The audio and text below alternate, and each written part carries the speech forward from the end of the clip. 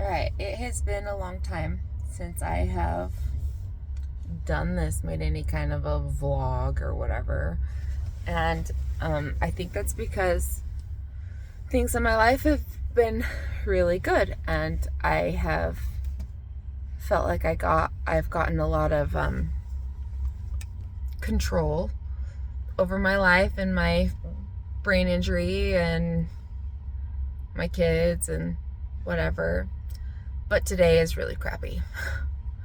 uh I'm planning on getting control of it again, but kind of want to talk about it. I can't see my eyes.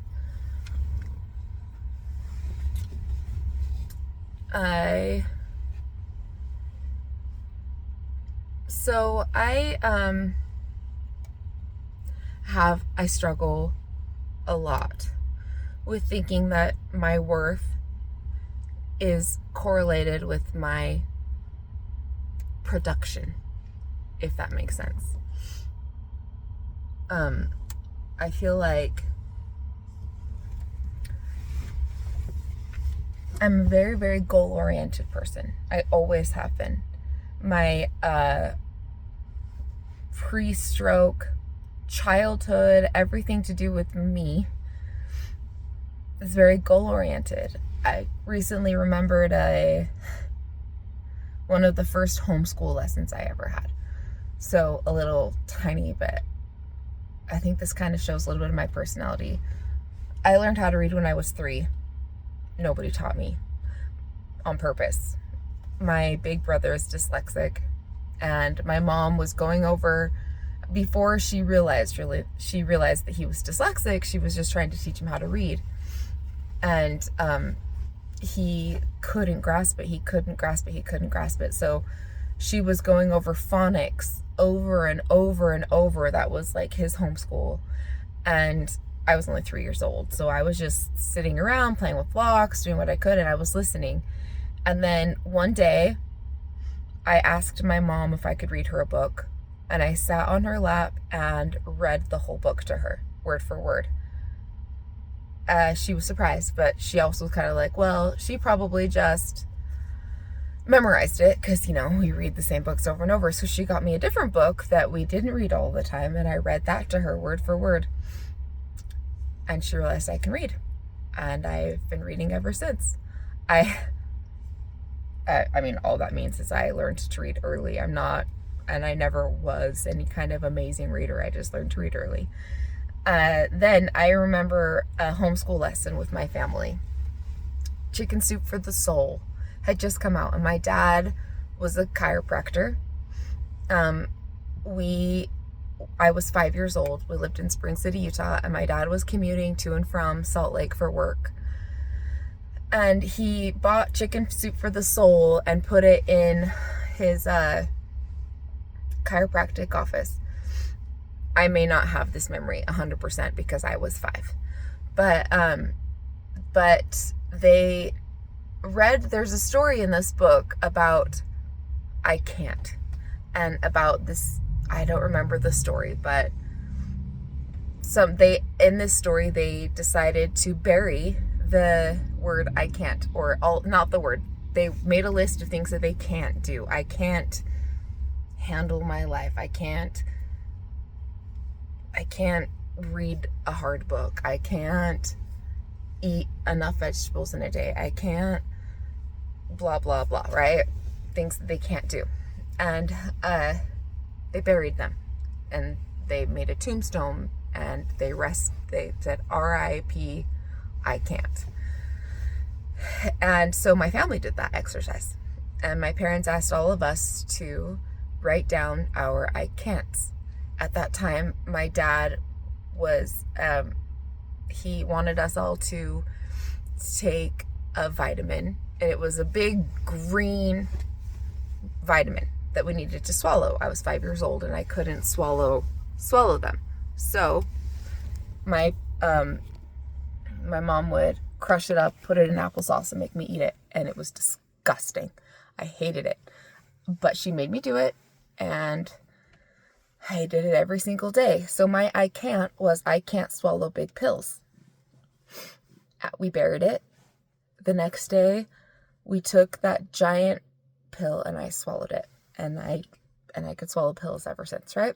So that's my family, that's my mentality, that's my family's life, is goal-oriented. Not only am I goal-oriented, I reach my goals. As a missionary for the Church of Jesus Christ, the very first day of my mission, I set goals for every single key indicator. If you haven't served a mission, you don't know what those are, but there's just a lot of specific numbers that you want to meet every day. I set a goal for every one of those numbers for the end of my mission, split them up, and figured out exactly what I needed to do to hit that goal. By the end of my mission, I hit every single goal within like 20. I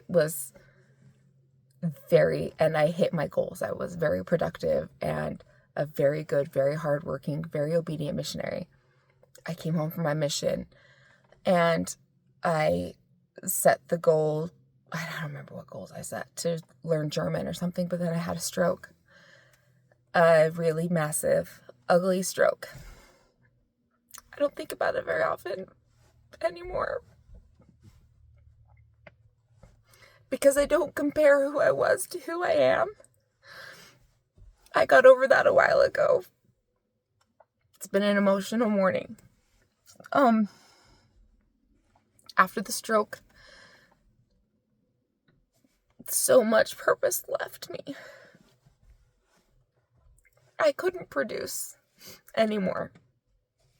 The goals that I had for myself didn't feel worth it because they weren't what I used to be, or it was so hard to, like, at first all my goals were to get back to where I was, to get back this, to get back that, to get back whatever.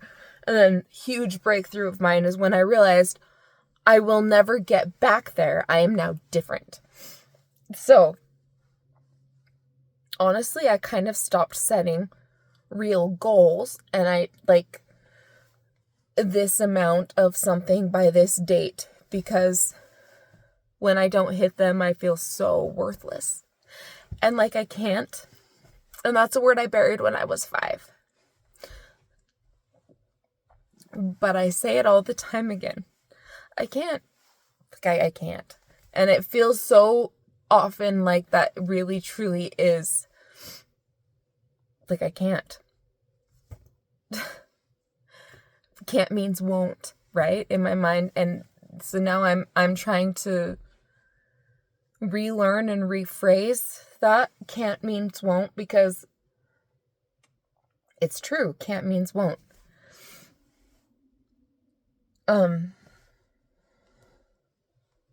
So I'm really trying to learn. It's not that I can't, but I can't do it the same. But see, can't is still in that sentence. It's not that I can't, but it's hard. Or maybe just I won't, and that's okay. I'm trying to learn how, like, the can't means won't isn't necessarily bad. Because I can. Like, I can. Here are a few things. It's hard, incredibly hard for me to stay home with my kids post-stroke, because I get really overwhelmed really fast. And then it's hard for me to not feel like it's their fault, but I know it's not. And I'm in a lot of pain. I kind of just have to leave often, go into my room to handle myself so that I don't accidentally hurt them, and not physically or whatever, but I might accidentally emotionally hurt them. You never know what kids are thinking. My inner child has been emotionally hurt. Everybody's has, and we're all gonna screw up our kids as parents, right? I mean, everybody without a brain injury is gonna screw up their kids. I have a massive brain injury that makes it so I have a hard time. See, look, that word almost came out of my mouth, and it comes out of my mouth all the time. But because I am not the mom I envisioned myself to be, it feels like I can't. So I've recreated my life, and my life is just different. I have help. A lot of help. And but sometimes it's not enough.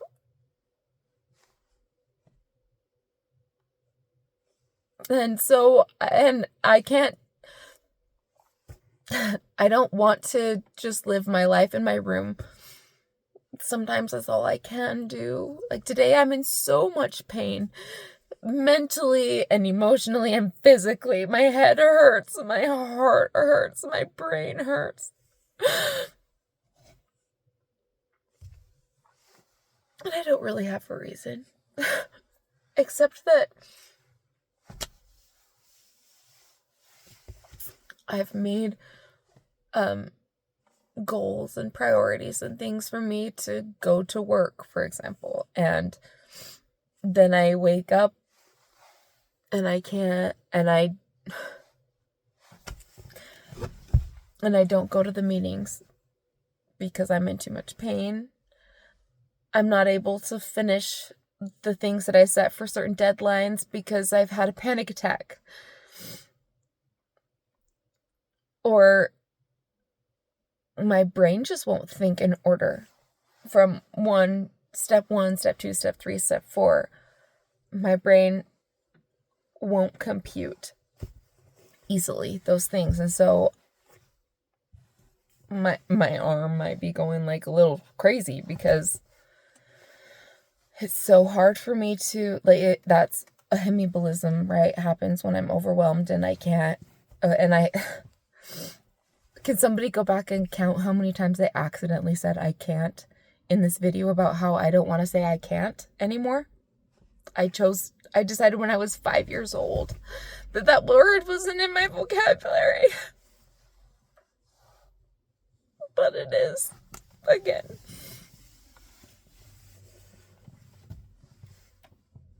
I don't even know if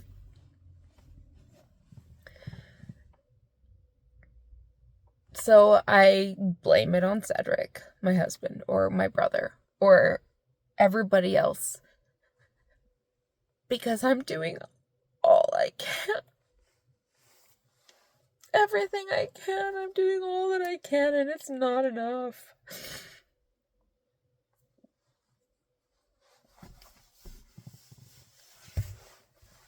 There's no conclusion to this right now. I'm sad. But then there's also this side of me that's like, man, I'm freaking awesome.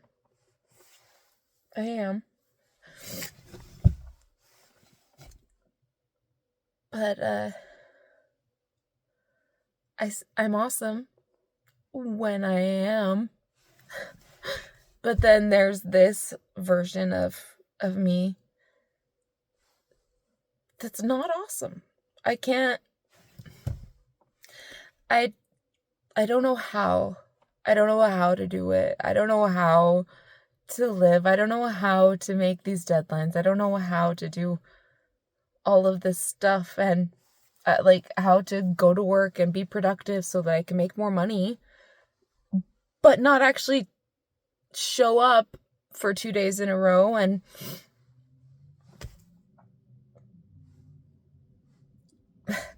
I want to just be seen for what I'm worth, and I'm not. And it sucks. Sometimes life just sucks. I don't have anything more to say. I don't know why I'm even making this. I'm going to post it because maybe it'll help someone else. But today really doesn't feel like it's worth it. Tomorrow will be better, probably. I'll just get to tomorrow.